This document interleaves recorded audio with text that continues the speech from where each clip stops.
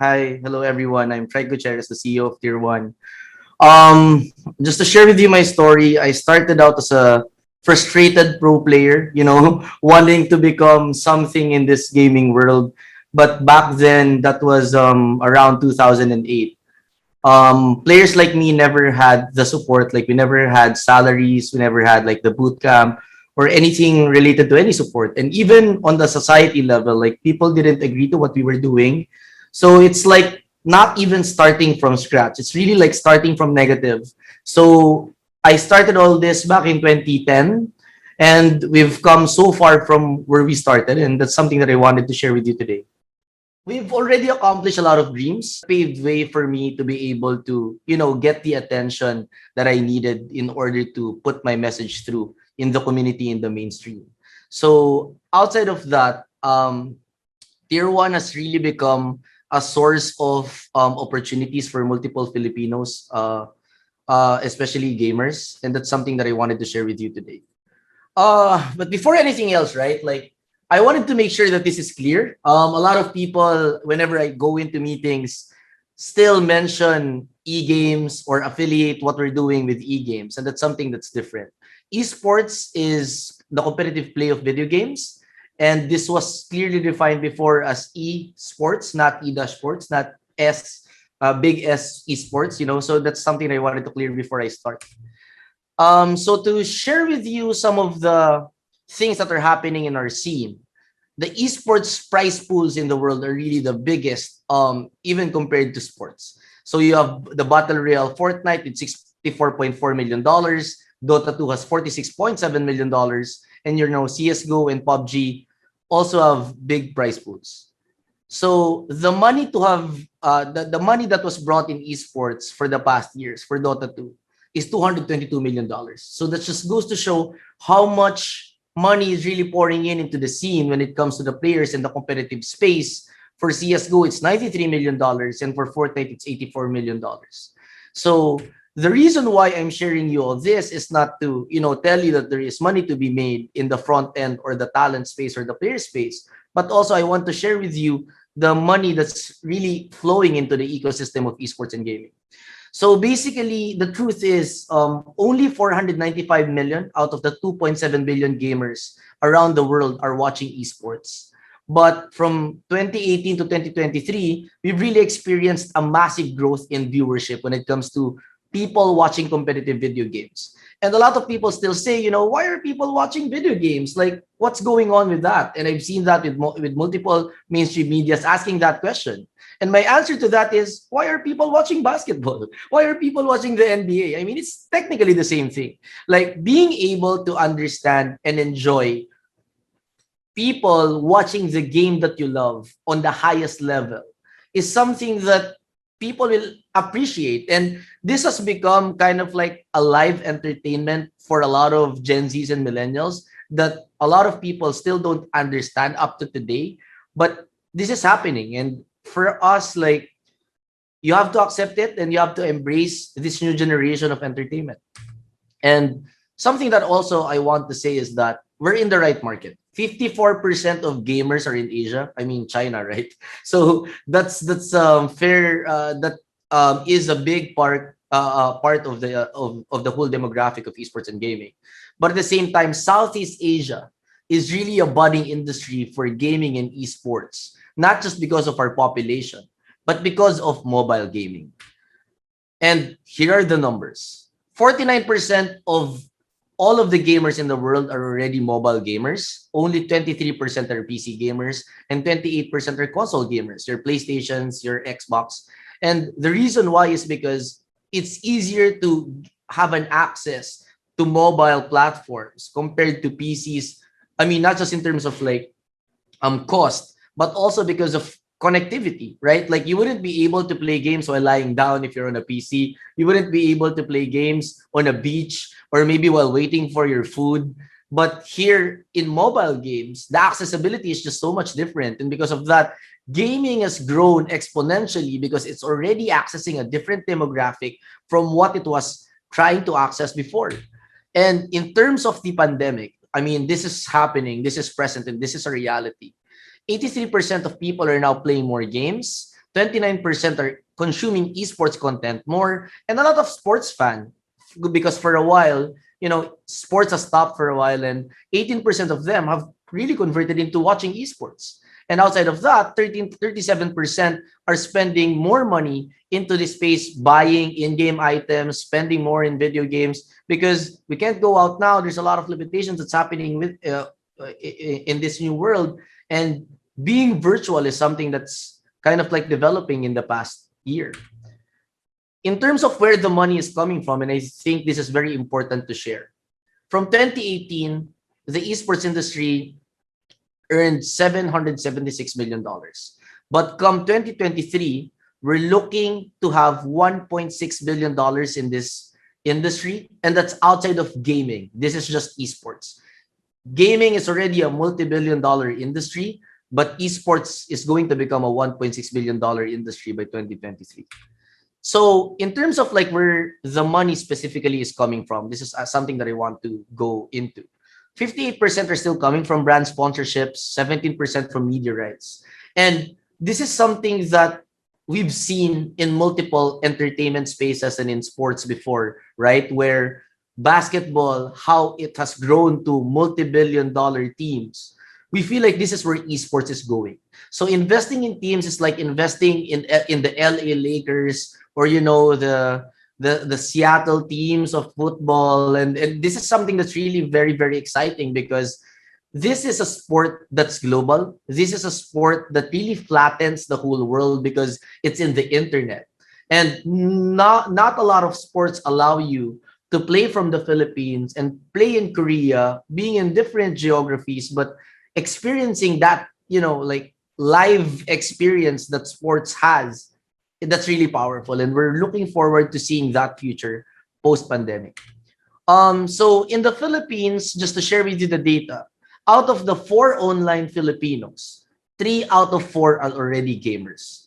So this is 75% of the online demographic that a lot of people don't see and acknowledge, but this is something that's very, very exciting for us. And I'm sure in the years to come, as connectivity becomes so much available in other parts of the Philippines, we're looking forward to esports growing as well.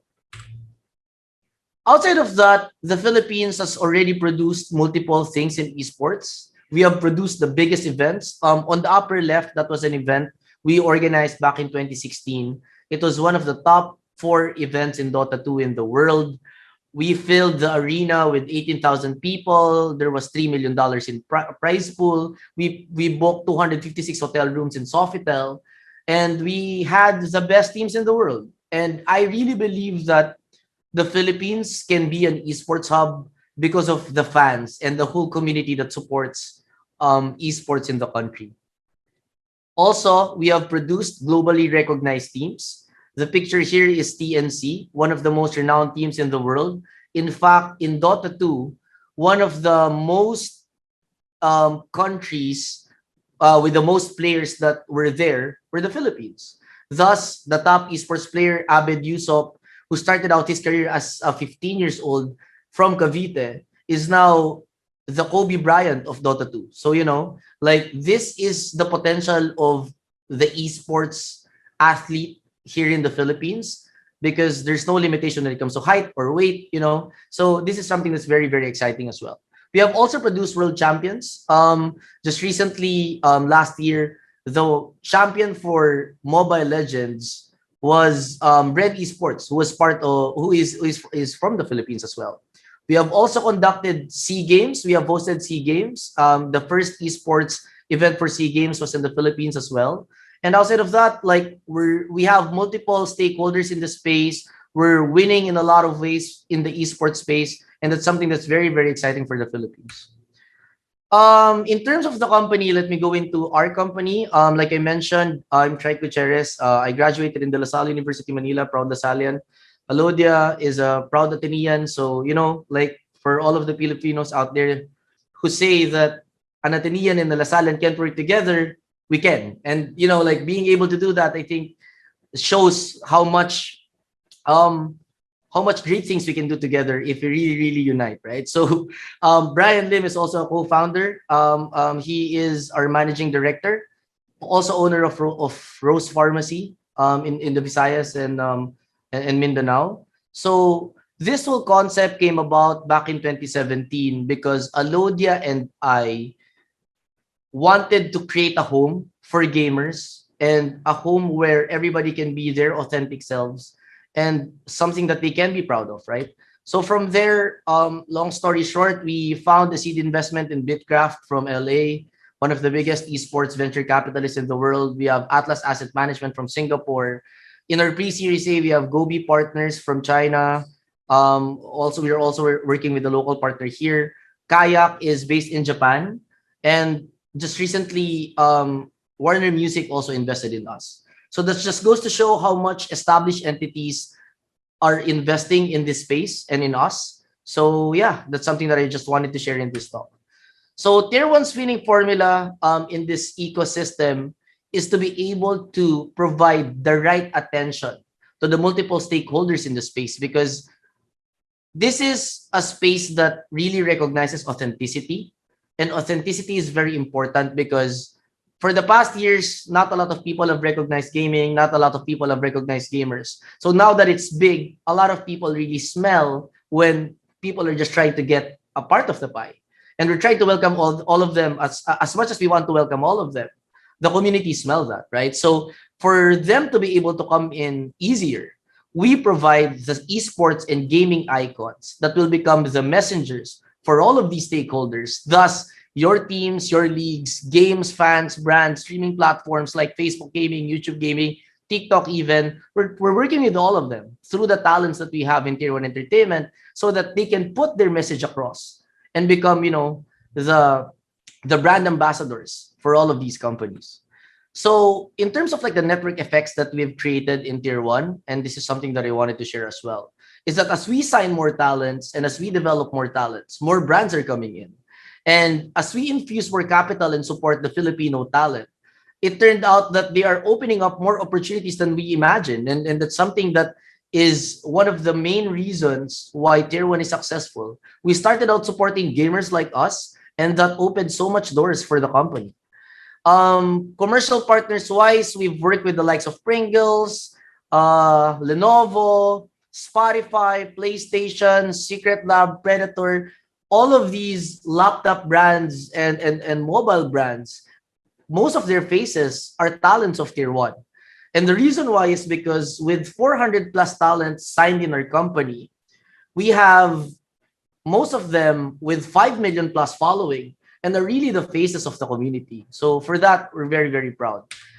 We have also worked with multiple platforms. We are a very proud partner of Facebook Gaming for the past 3 years. We are also now working with TikTok, Spotify, and all of these other platforms, international platforms who have trusted Tier 1 to get the authentic talents that can stream or podcast or bring content into their streaming platforms. And where we're going, and I think this is where the potential is we are already in the Philippines, Malaysia, and Myanmar. And in phase 2, we want to go to Japan. Phase 3, we want to go into Indonesia and Vietnam. And not a lot of companies, especially front-facing companies in terms of brand, have the courage to go into Japan, a first world country. But at the same time, we believe that what we've learned for the past years and what we have as a company is something that we want to be able to bring to multiple markets, because there is so much gamers there who want the same recognition, the same support that we're providing to the talents that we have in the Philippines. And actually, right now, we have just signed talents from Japan, talents from different parts of Asia, and that just goes to show, how much different, how much unique business model we have here, and the culture that we have here is different from what the other agencies and companies are offering around the world. So the goal is to be able to expand the market from 117 million in online population. We want to expand our market to 693 million. And basically, I really believe that the Philippines is capable of becoming the esports hub because Tier 1 is capable of doing it. And in terms of making sure that we grow properly, we believe that we need to live a gap in this ecosystem. We want to be the source of light when it comes to the esports, to the ecosystem, in providing the talent, providing the attention, providing the infrastructure and framework. But at the same time, we want to leave the gaps for multiple stakeholders to come in and also get a piece of the pie of what's happening here in the esports space. Also, we believe in people. We invest in people a lot, and we feel like human capital is something that's very important in this space. We've signed people from overseas. We have people we hired from different industries like call centers, like broadcasting companies. And as we grow as an industry, we believe this is very important. Lastly, education. I believe in education myself, and I think this is very important as well, because even if you get professionals from other industries, usually it takes a lot of time for them to incubate and understand the space. Thus, we want to double down on education and really educate a lot of people about what's happening in the esports and gaming space, so that they know and so that they are equipped in helping and contribute to this space as well. So, like I mentioned, we believe in education, and because of that, we are also the pioneers, together with Lyceum of the Philippines, in launching the first esports course. So, BS Esports is now happening and is going to be offered in Lyceum of the Philippines this year. And come 2026, the first graduates of this course will come out and enter the workforce, and we're very, very proud of that. We have already offered internships to all of the possible graduates of this course. So looking forward to working with them in the future.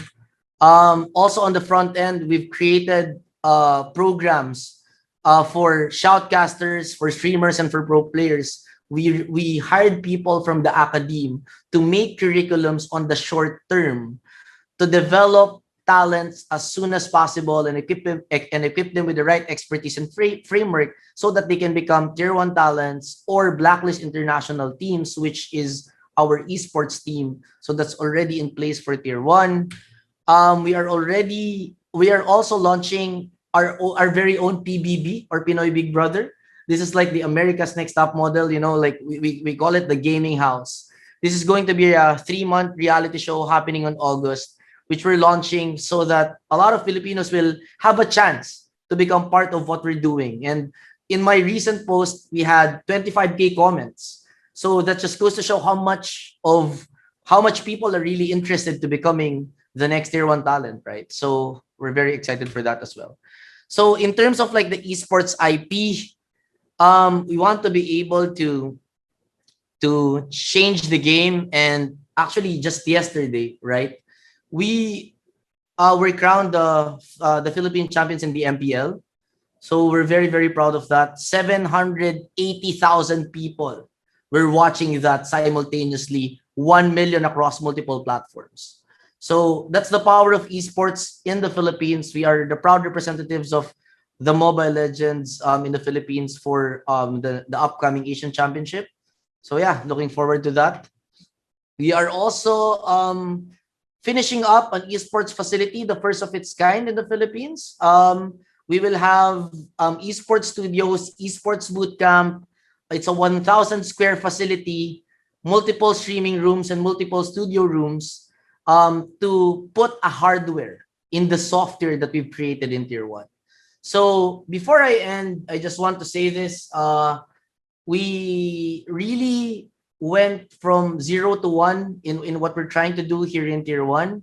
We have 100 people now who believe in our dreams, who are working for the company across Asia, in Myanmar, the Philippines, Malaysia, and Japan. And we're looking to expand more.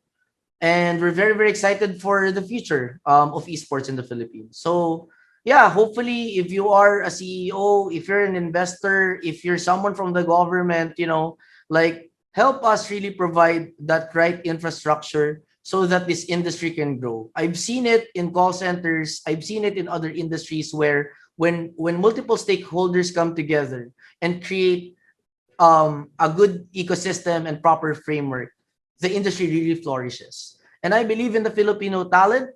We speak English very well. We are very well versed when it comes to multiple things. And maybe this is the next wave that we have to ride on. And we're very, very excited for what's about to come. Thank you very much for having me here. Follow me on YouTube.